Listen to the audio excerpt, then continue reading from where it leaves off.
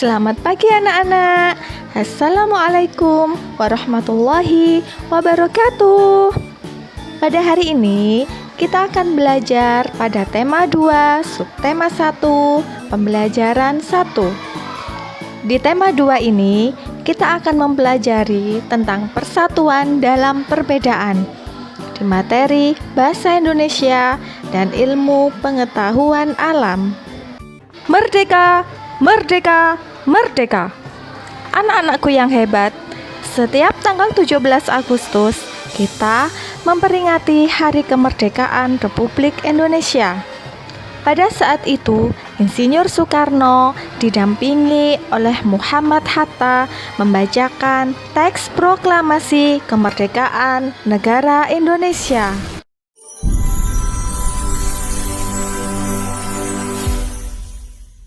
Proklamasi kemerdekaan menjadi tonggak sejarah bagi perjuangan bangsa Indonesia.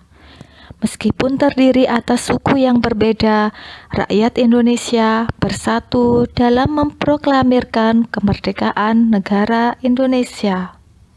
Setiap tanggal 17 Agustus, rakyat Indonesia selalu mendengar petugas upacara membacakan teks proklamasi. Sebagian rakyat juga bisa mendengarkan dari radio atau juga tempat lain seperti televisi dan YouTube. Akan tetapi, pada saat tanggal 17 Agustus, kita pasti melaksanakan upacara bendera guna untuk memperingati hari ulang tahun Republik Indonesia. Wah, ada yang istimewa nih pada waktu upacara tersebut. Ada yang tahu? Iya, yaitu ada pembacaan teks proklamasi. Teks proklamasi tersebut memiliki sejarah bagi bangsa Indonesia, yaitu kemerdekaan negara Indonesia.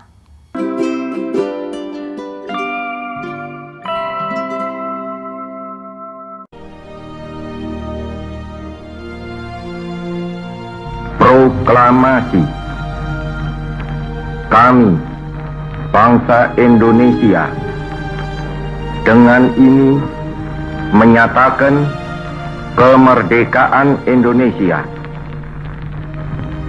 Hal-hal yang mengenai pemindahan kekuasaan dan lain-lain diselenggarakan dengan cara saksama dan dalam tempo yang sesingkat-singkatnya. Jakarta, 17 Agustus 1945,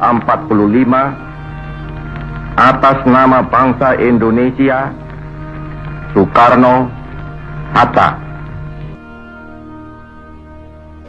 Proklamasi Kemerdekaan Indonesia. Proklamasi kemerdekaan yang dilakukan tanggal 17 Agustus 1945 menjadi peristiwa penting bagi bangsa Indonesia.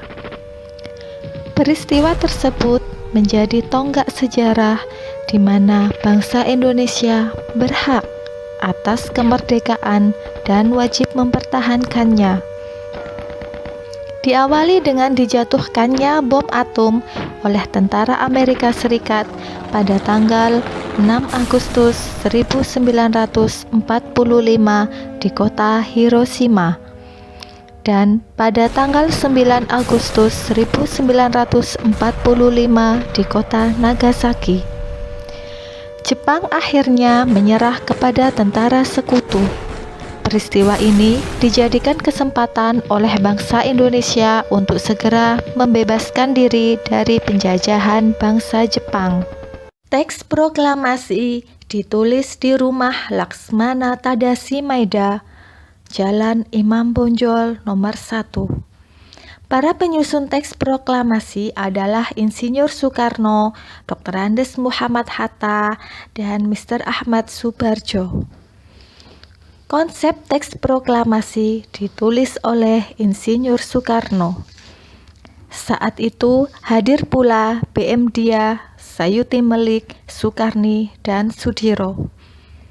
Sukarni mengusulkan agar yang mendatangani teks proklamasi itu adalah Insinyur Soekarno dan Dr. Andes Muhammad Hatta atas nama bangsa Indonesia. Teks proklamasi diketik oleh Sayuti Melik. Pagi harinya, 17 Agustus 1945, di kediaman Soekarno, Jalan Pegangsaan Timur, nomor 56, telah hadir antara lain Suwiryo, Wilopo, Gafar Pringabdibjo, Tabrani, dan Trimurti. Acara dimulai pada pukul 10.00 dengan pembacaan proklamasi oleh Soekarno dan disambung pidato singkat tanpa teks. Kemudian, bendera merah putih yang telah dijahit oleh Ibu Fatmawati dikibarkan. Nah, dari proklamasi kemerdekaan Indonesia yang dijelaskan tadi, kita bisa memetakan beberapa pikiran dengan membuat pertanyaan menggunakan kata tanya, apa, mengapa, siapa, bagaimana, kapan, dan di mana. Misalnya, apa yang dilakukan oleh Muhammad Hatta dan Insinyur Soekarno? Jawabannya, yang dilakukan adalah merumuskan teks proklamasi kemerdekaan Indonesia. Yang kedua, contohnya, mengapa Jepang menyerah pada Amerika Serikat? Dan lain sebagainya.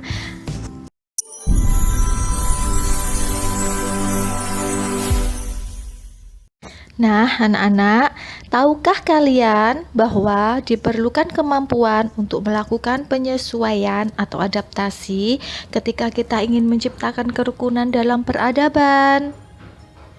Dan masih ingatkah ada pepatah yang mengatakan, di mana bumi dipijak, di sana langit dijunjung?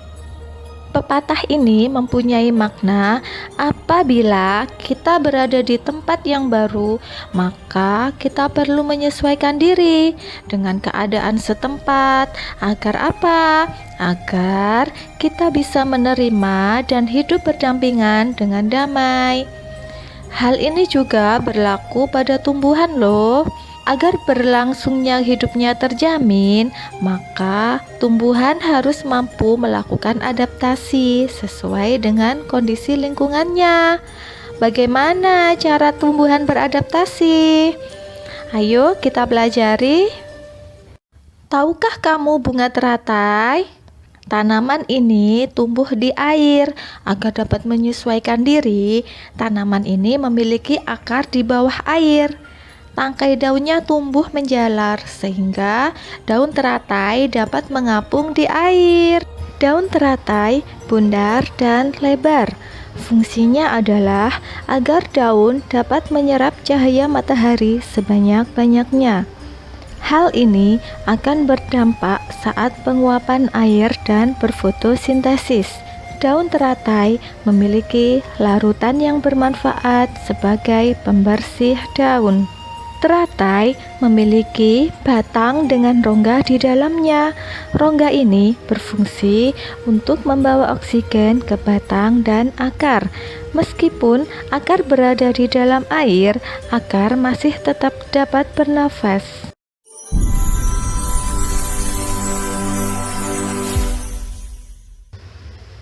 Nah, anak-anak hebat, itulah pembelajaran kita hari ini.